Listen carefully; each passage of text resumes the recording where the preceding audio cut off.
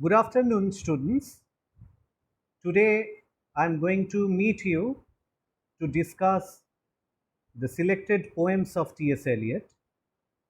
As you know, that before the lockdown, I was able to read the first two preludes by T.S. Eliot, and I had already made a detailed introduction to the poet's life, his works, and also the influences upon his poetry. T.S. Eliot, as you know, is one of the leading modernist poets. In fact, if we look at the use of imagery and other techniques in his early poetry, especially his early poetry, we find how the modernist techniques were very much functional in the very choice of the idiom and rhetoric of his poems. Preludes is one of his earliest poems. I have already mentioned that the first prelude, or in fact the first two preludes, were composed in Harvard, USA, while Eliot had been a student there. The third prelude was composed in Paris in July 1911, and the fourth and final prelude was composed back in USA, back in Harvard, towards the end of 1911 or early 1912. Now, I hope you can hear me. Can you hear me? Are you able to follow me? Is there any Yes, sir. problem? Can you follow No, sir. me? No, no. Can you hear me? Hello? Yes, sir. Yes, sir. Yes, Yes, sir. Yes, sir. yes. So keep your device muted because otherwise it may create problem. Anyway, Yes, sir. so I have already discussed how T.S. Eliot's first prelude was modeled on a famous poem of Baudelaire, Charles Baudelaire, the leading French symbolist poet of the late 19th century. And I mentioned how it was modeled on his poem Crépuscule du Soir, that is Evening Twilight, and how in the first prelude the poet has drawn the evening urban scape of any city of the world. I have also mentioned how the initial title of the poem Preludes was Preludes in Roxbury. Roxbury was a suburban area of the city of Boston. And later, Eliot decided to delete any specific reference to any particular place. And he retained the title Preludes to lend a universal dimension to the urban metropolitan experience. The second prelude I mentioned was modeled on another Baudelaire poem. The title of that poem was Crépuscule du Matin, that is morning twilight. And I mentioned how the poet was drawing once again the sketch of a busy urban industrial life going to join the city life, going to join the masquerades, the artificial dimensions of life after a long night of immoral or maybe other ignoble ways of spending. So, the first two preludes are like two very important realistic depictions of any modern urban city. Here, Eliot's memories of his early childhood and boyhood days of Boston, and later his early adulthood days in Paris and back to Boston, and also his later experiences in the city of London, happened, and they coalesced, they mixed, in a very curious kind of blending, which played upon his poetic sensibility to a large extent to give birth to the preludes. Now, today I would like to focus on the third prelude, Prelude 3. In fact, the third and fourth preludes were borrowed from a contemporary French novelist's two important novels. The novelist was Charles Louis Philippe. Charles Louis Philippe, and the two important novels were Boubou de Montparnasse, which was published in 1901, and the second one, Marie Donadieu, that was published in 1904. I hope you can follow my lecture. Can you hear me? Yes, can you hear me? Yes. Yes, sir. Anybody? Yes. Yes, sir. Can you see me? Yeah. Yes, sir. Yes. So you should, unmute your device. No, unmute your, no, sorry, you should mute your device. I'm sorry. Anyway, so we find that the two novels were profoundly influential upon the third and fourth preludes by T.S. Eliot. In fact, Charles Louis Philippe depicted Paris, the city, the cultural capital of the world, as a very sinister and degraded city of the world. In Philippe's novels, we find the dark underworld of Paris life, Paris in all its ugliness, immorality, and poverty. So, what we find in Boubou is a very realistic depiction of modern urban Paris life, and Eliot was fascinated by Philippe's depiction of the urban realities. In fact, he was so impressed that at one point of time he observed that Boubou stood for Paris as Dickens stood for London. Now, I hope you have the text with you. Do you have the text with you? Do you have the text? Yes. Yes? Yes, sir. Yes. Open the third prelude. Open the third prelude. We shall read the third prelude first. Okay. And I would also like to know if you have followed the study materials we have uploaded on the university website. Did you follow it? Did you get it? The discussion on the poems of T.S. Eliot? Have you seen it? Anybody? Have you seen it? Hello? Yes, sir. Yes. Have you seen the study materials on T.S. Eliot? The poetry of T.S. Eliot? Preludes Yes, and sir. Marina? Yes? Yes, Yes, sir. Yes. So I would once again advise you to follow very carefully the issues and topics that we have discussed in the study materials, and also the reading list we have provided, and particularly the questions that we have provided, the model questions of different categories, 8 marks, 4 marks and 2 marks. Have you seen them? Have you seen the questions? Hello? Have you seen them? Yes, sir. Yes. Yes, And I would once again like to emphasize on a particular reference book. I mentioned it in my classroom lecture too. That is a book by John Grover Smith, T.S. Eliot's Poetry and Plays. Do you remember the book?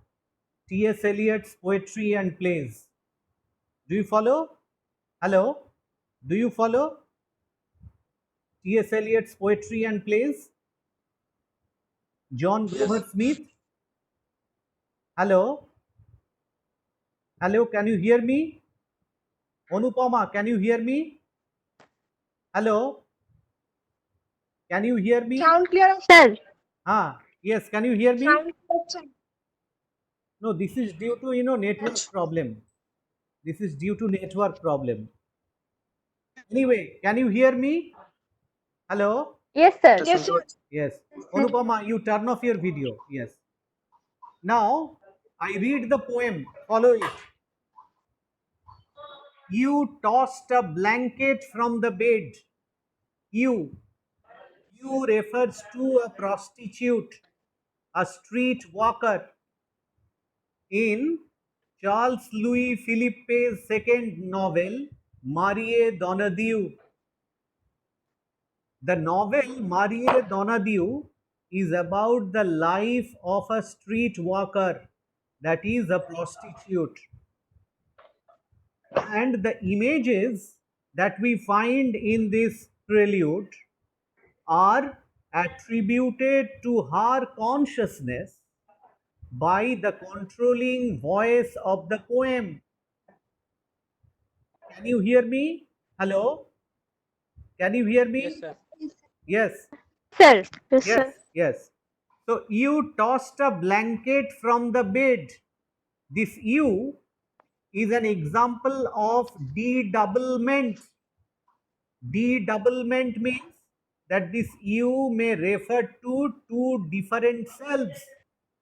One is the persona of the street walker, that is the prostitute, the woman. Another you may be the controlling voice of the poem. Controlling voice. You know that this poem is narrated through a controlling voice, the poetic voice or the poetic consciousness. And the other one is the character in Charles Louis Philippe's novel, Marie Donadieu. So, you refers to two different selves. You tossed a blanket from the bed, you lay upon your back and waited.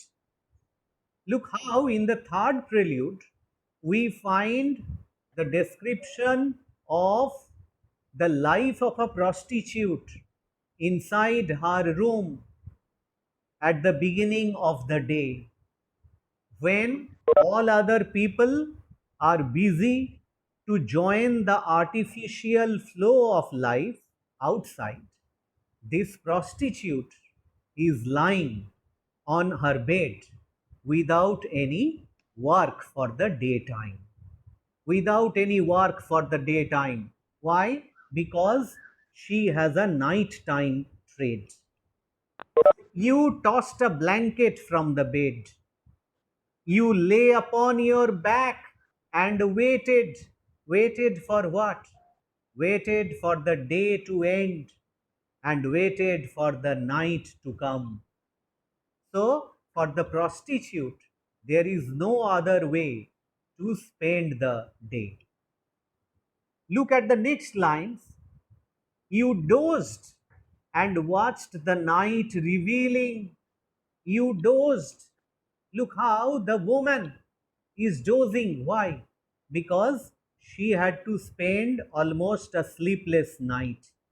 She had to entertain her customers because it was her nighttime trade, nighttime profession. So we find how she is dozing. Dozing means she badly needs rest because she had to spend a sleepless night. You dozed and watched the night revealing. Watched the night revealing. Look how she is daydreaming. In her consciousness, in her memory, she is reliving all her experiences of the previous night. All her experiences. The night revealing what? The thousand sordid images of which your soul was constituted. Your soul. Whose soul? The soul of the prostitute. Yes. And by extension, also the soul of the poetic voice, the controlling voice. You dozed and watched the night revealing the thousand sordid images. This line is very important. The thousand sordid images. Can you hear me? Yes? Can you hear Yes. me? Yes, yes, sir. Yes. So, thousand Yes, sir. sordid images. Sordid means what? Sordid means dirty, polluted, dirty and polluted, dirty and polluted images. So images means they are all images which are associated with sexuality, images which are associated with promiscuity, images which are associated with vulgarity. Okay, so images which are associated with immorality. So, thousand sordid images is a denial of any spiritual dimension to the self. So, here the poet wants to convey the idea that this prostitute does not have any spiritual dimension to herself. In fact, the prostitute, this woman, and all her clients are what? They are all living a very sensual and immoral life. There is no moral and spiritual dimension to their existence. And look at the next lines. They flickered against the ceiling. They, what is they? They refers to the thousand sordid images. Do you understand? The thousand sordid images? They flickered against the ceiling. So look at the cinematographic technique. The ceiling is used as the screen. It is like the silver screen, the ceiling. And the thousand sordid images of the previous night are being reflected against the ceiling, as if images are following each other at a terrific speed on a cinematic screen. So you should understand how the poetic voice, the controlling voice, is trying to capture the stream of consciousness of the prostitute, stream of consciousness of the woman, of the street walker. Do you understand? Can you follow me? Yes? Yes, sir. Yes. Yes, sir. Next line, look here. And when all the world came back and the light crept up between the shutters, and you heard the sparrows in the gutters, you had such a vision of the street. So look, once again, this you refers to both the woman, that is the prostitute, and also the controlling voice of the poem, the poetic consciousness. And when all the world came back, what does it mean? That when it was full daylight, when day appeared, when night ended and day appeared, when it was full daylight and the light crept up between the shutters of whom? Between the shutters of this prostitute's room, of this street walker's room. So when the light crept up between the shutters and you heard the sparrows in the gutters, look at the image. Gutters. What is the meaning of gutters? Anybody? Anybody can Nordama. help me? What is the meaning of gutters? Gutters. Gutters. What is the meaning? Anyone? Try and guess. What is the meaning of gutters? Tell me. Any idea? Gutters? Can you hear me? Hello? Can you hear me? Yes, sir. Yes. Sir. What is the meaning of gutters? And you heard the sparrows in the gutters. Sir, Nordoma, Gutters? sir. Yes. Yes. Tell me. Yes. Nordoma. Gutters? কাজ হতে পারে যে কোনো কিছু রূপ sir রূপ Gutter means Arrows in the Nordoma. gutters. Look, gutters are referring to the drains. The Sir, hydrants. Nordoma. এঁদো গলি নোংরা পচা নর্দমা, এঁদো গলির ভেতর নোংরা পচা নর্দমা। Do you understand? Yes? Yes, sir. Sparrows in the Yes. gutters. Yes. Sparrows are playing in the gutters. So this is once again an image of what? Image of sordidness, image of dirt, image of putridness. Look how the poetic voice is referring to certain images of degeneration and pollution in the external world in order to reflect the moral and spiritual degeneration in the internal world of the people who live in this urban environment. The street worker, the prostitute, and also all her clients. Okay? So, and you heard the sparrows in the gutters.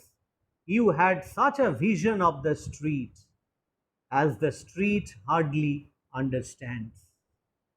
Have you read these two lines? You had such a vision of the street as the street hardly understands. You, who is this you? You is the persona. You may be the street walker, the prostitute, who has a vision of the street. Vision of the street means here street is personified. Street is used as a figure of speech. Street stands for the street walkers. Will you be able to mention the figure of speech included here? You had such a vision of the street as the street hardly understands. As the street hardly understands. Can you mention the figure of Personification. speech? Personification is there definitely, but there is another figure of speech, metonymy. Thing Metonymy. for the individual, thing for the person. Street actually stands for the people who walk on the street, people who use the street. So, what is the meaning of this line? That there may be many people who are walking on the street during the daytime and who are busy to join their office work. These people, many of them, may well be the clients of this street walker, this prostitute. Many of them might have visited the prostitute at night. So you had such a vision of the street as the street hardly understands.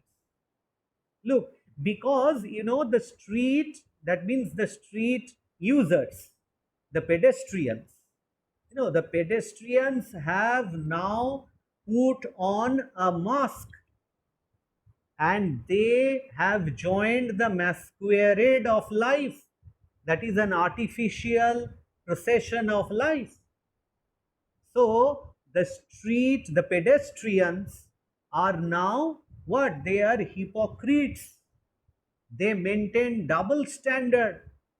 They don't want to recognize their nocturnal misadventures. They don't want to remember their nighttime immoralities.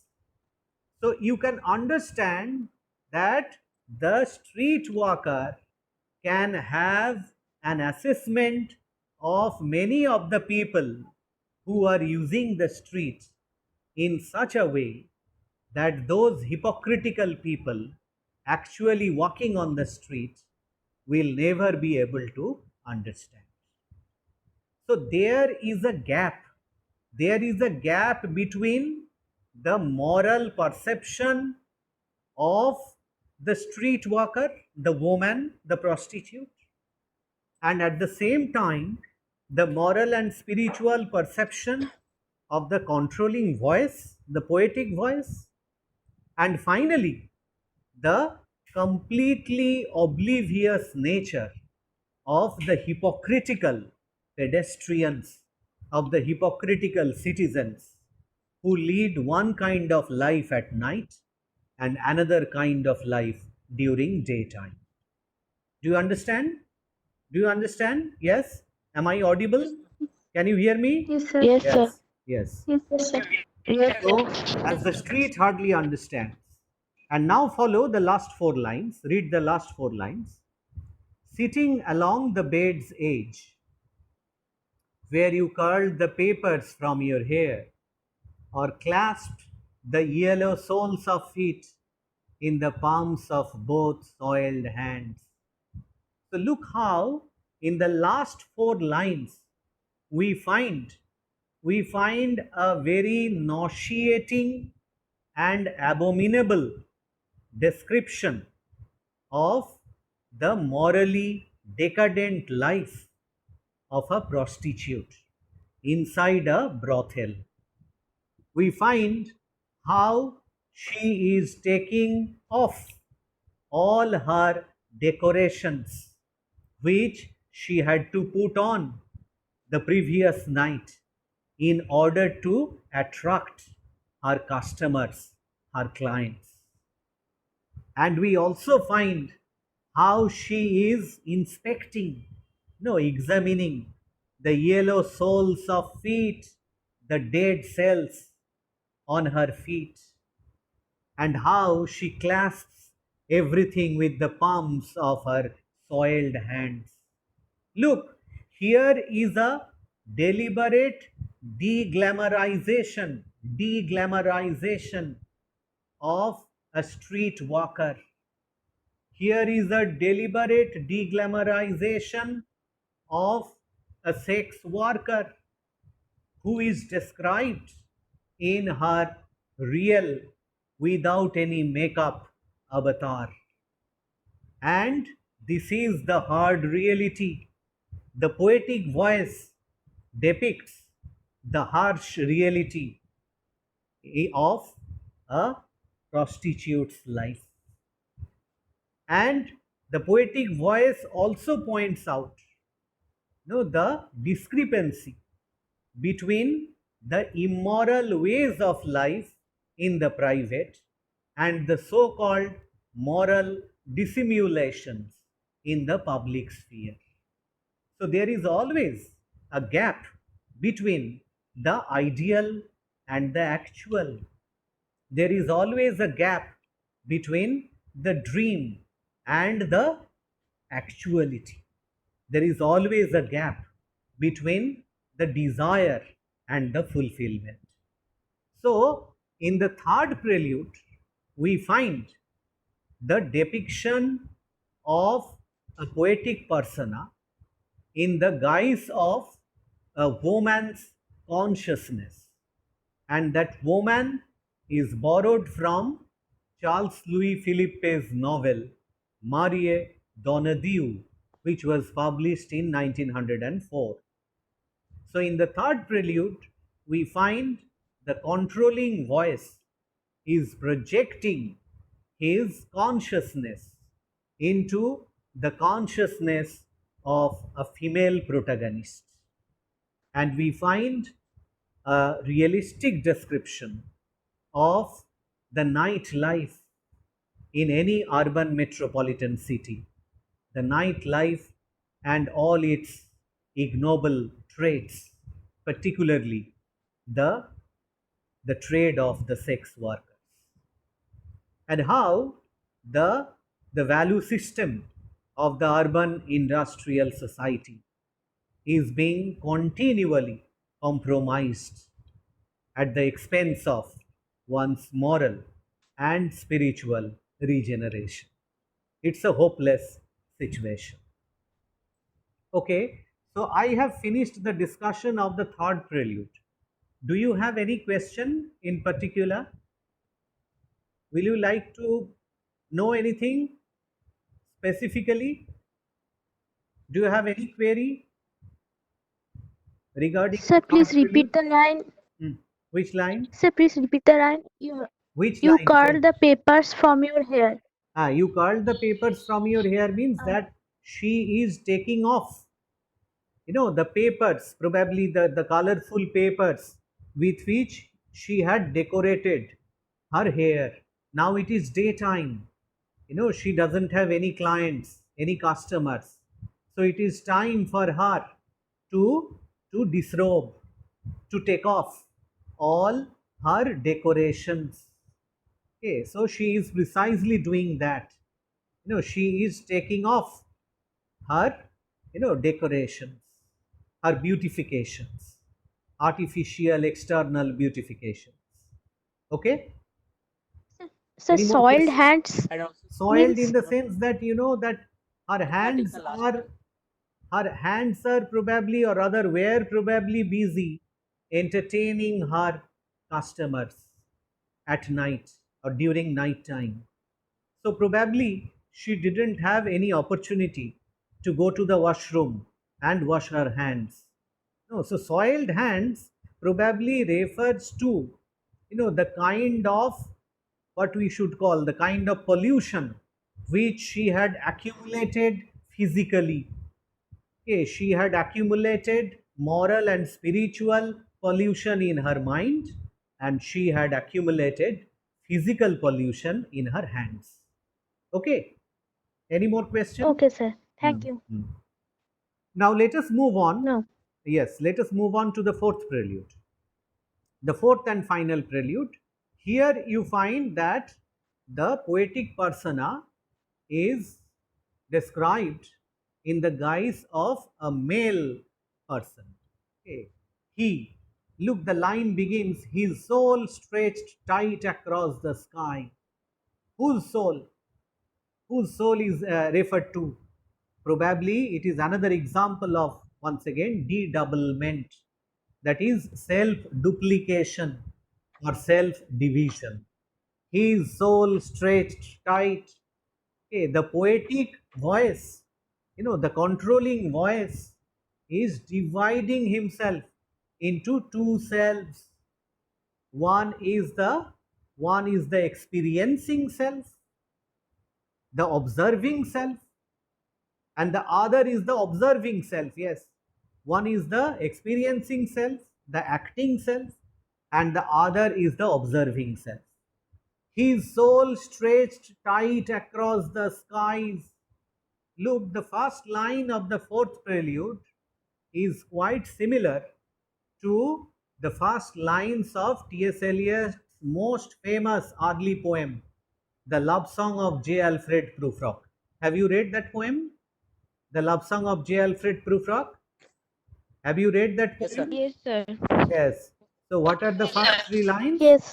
Let us go then, you and I, So then when the evening is spread out against the sky, like a like a patient etherized list upon a upon table. a table. Like a ethanized upon a table. Yes, like a patient etherized upon a table. His soul stretched tight across the skies.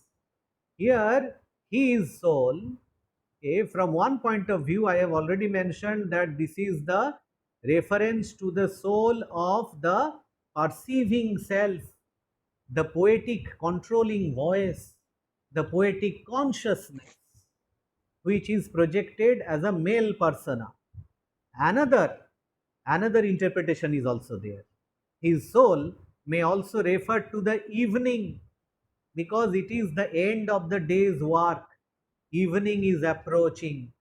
Look how evening is described as, no, a human being, almost like a human being, that is spread out like a patient etherized upon a table.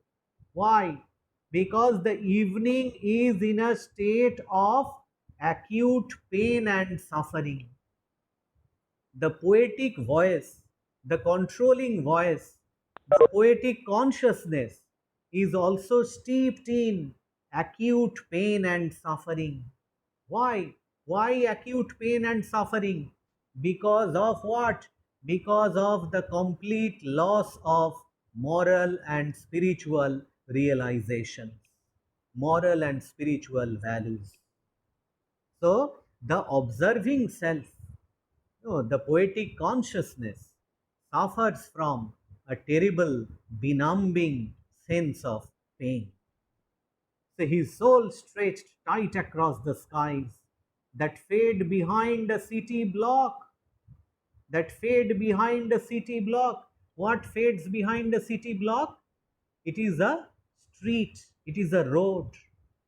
Look how the outstretched and overstretched road is compared to the suffering consciousness of the controlling voice.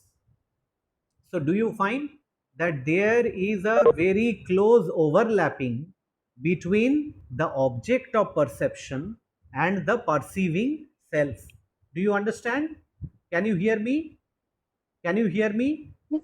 Hello? Yes, sir. Sir. Yes. So, the object of perception, perception means understanding. What is the object of understanding? The object of understanding is the street. And what is the perceiving self, or who is the perceiving self? The perceiving self is the poetic controlling voice or the poetic consciousness. Now look here how the street and the poetic consciousness are overlapped. Okay, they are inseparable. Okay, as if the outstretched street feels the pangs of the poetic voice on the one hand, and on the other hand, the poetic voice also experiences an absolute identification with the condition of the road, the condition of the street. So, the street here, street which is trampled, that fade behind a city block or trampled by insistent feet at 4 and 5 and 6 o'clock.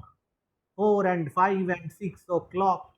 So, look how the office goers, the factory workers are returning from their offices, and this process begins at 4 o'clock in the afternoon, and it continues at 5 o'clock and finally ends at 6 o'clock. So 4 and 5 and 6 o'clock, we find that a large number of people, they simply return from their office work, and they walk with their insistent feet.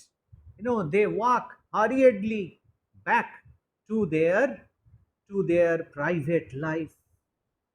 And look how this insistent trampling of the street, that means these hypocritical people, these people maintaining double standard, these masked people return to their abode, and when they use the road, when they trample upon the road, what happens?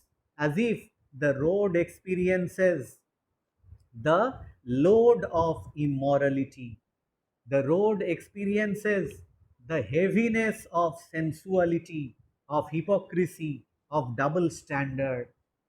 So people walking on the road are symbolically transferring their guilt-ridden life to the street which lies beneath, receiving their guilt, receiving their immoral nature. So this transferring of immorality is also acutely painful, and the street is not the only agent. In fact, the street can never experience anything. This is inert. This is a non-living object. But look how Eliot has used street as an objective correlative. Have you heard about this term, objective correlative? Have you heard this term? Uh-huh. Yes. Yes, sir. So the street acts as an objective correlative to the actual mental condition of the poetic voice, of the poetic consciousness that we find in this poem. As if the street correlates to the typically and tremendously anguished state of mind of the observing self of the poetic voice, of the controlling voice. So, here and short square fingers stuffing pipes and evening newspapers and eyes assured of certain certainties. Look how, once again, as you have noticed in the first and second preludes, In the fourth prelude also, we find the use of certain body parts instead of mentioning the entire human being. Look here, there are references to short square fingers, eyes, not human beings. Why? And what is the figure of speech? When we use the part for the whole, what is the figure of speech? Tell me. It is the figure of Synecdoche, sir. speech. Yes? Yes? Part for the whole? Synecdoche. Huh? Huh? Yes? Synecdoche. Synecdoche. Yes. Synecdoche.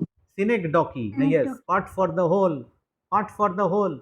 So the human beings are represented as synecdochic figures.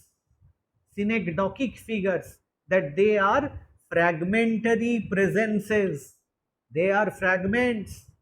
They are not whole human beings. Why? Why does the poet deny a whole human existence to these urban people? Why? Because their entire human figure does not make any sense. It does not make any sense or add any meaning to their meaningless, repetitive, dull, and drab life. Understand? So they are Yes, sir. represented as fragmented body parts. They are represented as synecdochic figures. So assured of certain certainties, the conscience of a blackened street, impatient to assume the world. Look at this world. Look at this expression. The conscience of a blackened street. Blackened. Look at the participle adjective. Blackened street. Can the street be blackened? Tell me. Can the street be Yes, blackened? sir. It's transferred. Yes, transferred epithet. No. Thank you. Hyperlarge. Hyperlarge or transferred epithet. It is not the street. Yes, it is not the street which is blackened. Yes, it is not the street which is black. You put your device on mute mode, okay? Now, it is not the street which is blackened. It is the people, the pedestrians who are trampling over the street, whose soul or whose souls rather are blackened. So the conscience of a blackened street. Here the word conscience is also important. Conscience here creates a kind of confusion. Whose conscience is this? Is it the conscience of the street, or is it the conscience of the perceiving self? That is the controlling voice or the poetic consciousness.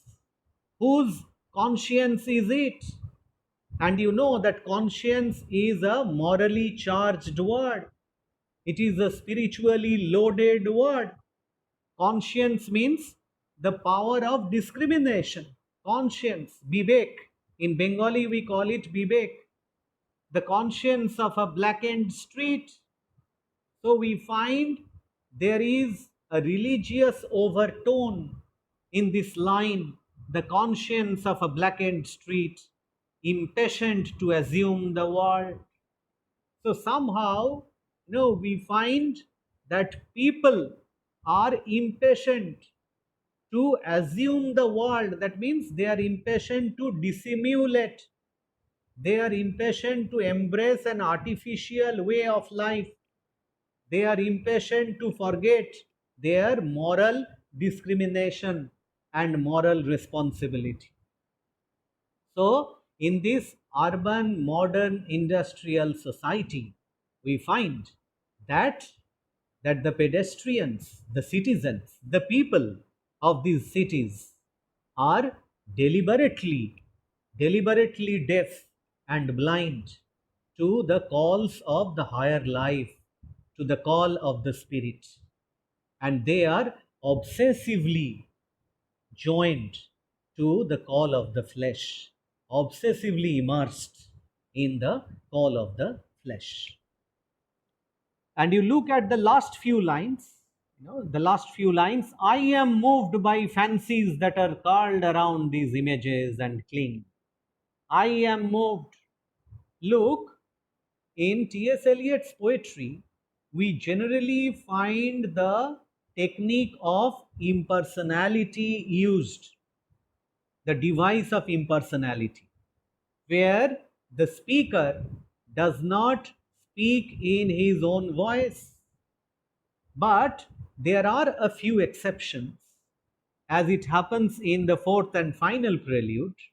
In the last few lines, we find that the poetic voice, the controlling voice, the poetic consciousness speaks directly for the first time. And we find that the poetic voice is no longer detached and impassive. I am moved by fancies that are called around these images and cling. So, somewhere we find that the poetic voice is desperately trying to formulate certain images of regeneration and hope. We find that there is a note of compassion in these lines, and there is also a tentative movement towards the attainment of a religious belief. We find that the poetic voice is trying to clasp at, trying to cling desperately at some kind of a religious faith. Because the next two lines, the notion of some infinitely gentle, infinitely suffering thing. Okay, these two lines are very important. Mark these lines. The notion of some infinitely gentle, infinitely suffering thing. Here we find reference to the sufferings of Jesus Christ. In these two lines, there is a reference to the sufferings of Jesus Christ, the passion of Christ, P capital, passion of Christ, that is sufferings of Christ, to redeem the sins of humanity, SINS, to redeem the sins of humanity. So, in the first part of the last few lines, we find the poetic voice creates a mood of spiritual solace. The poetic voice dreams of some distant spiritual regeneration, some kind of an attainment of a religious faith. But look at the last three lines. Very important. Look at the last three lines. Look, there is a gap, there is a typographical space between the first four lines and the last three lines. There is a typographical space. Have you noticed it? The space? Have you noticed the typographical space? Yes, Yes. sir. Yes. So this typographical space is very important because it emphasizes the gap between the ideal and the real. What is the ideal? The ideal is the sufferings of Jesus Christ for the redemption of humanity. That is the ideal. And what is the real? The real is the irremediable and irredeemable condition of humanity, the impossibility of attaining moral and spiritual realization in this hopelessly materialistic modern urban metropolitan life. Do you understand? Yes. Yes, do you understand? Yes, sir. Yes, sir. So look at the last three lines. Look at the last.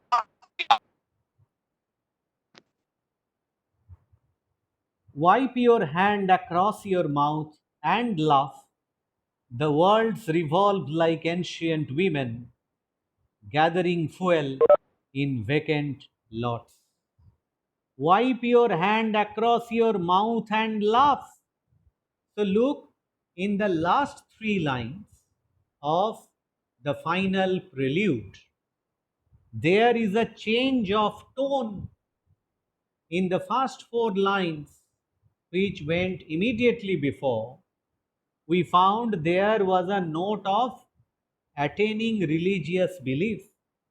But in the last three lines, we find that any religious hope is sardonically brushed aside.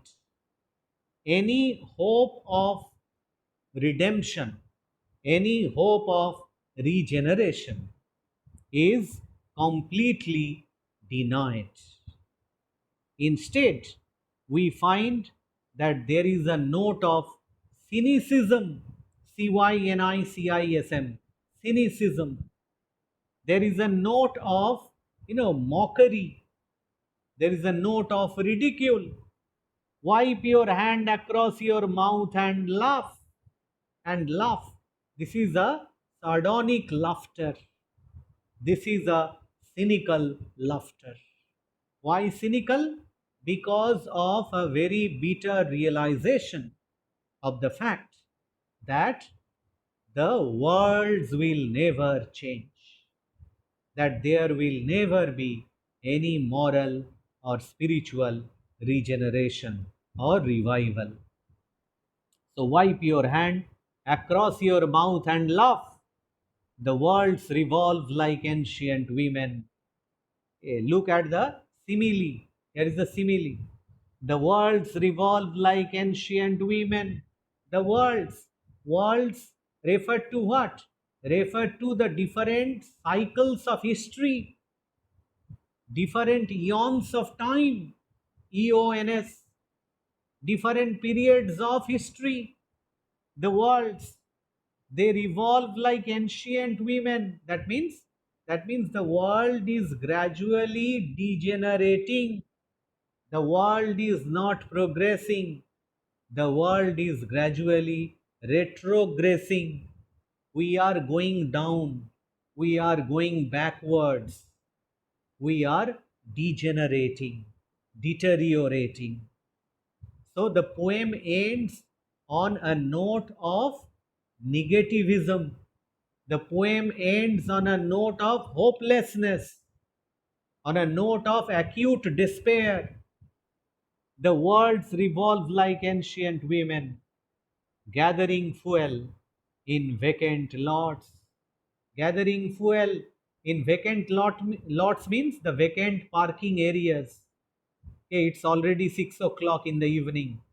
All the office goers have left their offices with their cars, with their vehicles.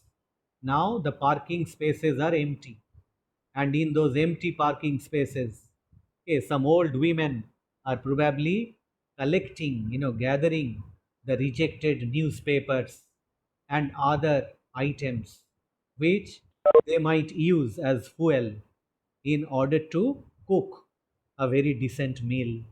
These very poor women who don't have any access to any other form of fuel. So look how the poem ends on a note of rejection. The poem ends on a note of a terrible realization of a downward slump. Rather, there is an absolutely unromantic note in the depiction of the modern urban industrial society. There is a profound commentary on the immoral, unethical, and diabolical ways of life that we find in the social, cultural, political, and other spaces, particularly in the industrial cities of the world. So, Preludes is a typical modernist poem because of its theme and imagery, because of its contents and techniques, because of its innovations in style and techniques. So we find there are many modernist features in the use of urban imagery, in the use of narrative voices, in the mingling and overlapping of different voices, and also in the use of the, the objective correlative, the objects of perception, and the perceiving consciousness, the continuous overlapping of voices, and in a way ending on a note of terrible warning, okay, a terrible warning of an irredeemable downward slide of modern civilization. Okay, then I have finished the discussion of the first poem, Preludes, and we are left with another poem, Marina. You have two poems in your syllabus. So I shall take up Marina for discussion in my next class with you. Okay, so I will have another class with you, and up to 30th April, the timetable is worked out. So I hope that I will meet you sometime in May, in early May, and discuss the second poem, Marina. Do you hear me? Do you hear me? Can you follow Yes, me? sir. Yes. Can you follow Yes. me? Yes. Yes. I would once again, advise you I to would read once the again study materials advise you to read that the study we have materials uploaded on the university that website. we have uploaded on the university website. Okay, then Saurabh, Shilpa, Shutapa, Manik, Prakash, and many others. How many of you are here? 26. What happened Yes, sir. to the others? Yes, sir.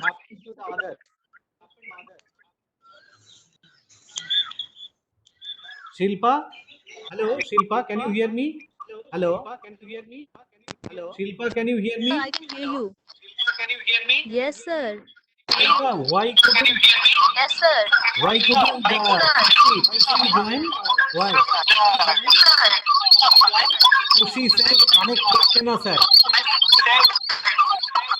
So mute your audio. Mute your audio. Yes, Tusi couldn't join. What happened to her? Was there any problem? She couldn't join. Anyway, we could have this class, say, with 26 students, and I will send the video recording of this lecture to the university ILMS, and I hope that anyway they will upload it. I'm not sure about the quality of the video, but once again I hope that they will upload it. Okay, so we shall meet once again, in the next class and discuss Marina. Is it all right? Okay. Sir. Okay, sir. Okay. See you. Take care and Okay, stay sir. safe. These are very testing times. Thank you, These sir. are very Yes. testing times, very testing notes.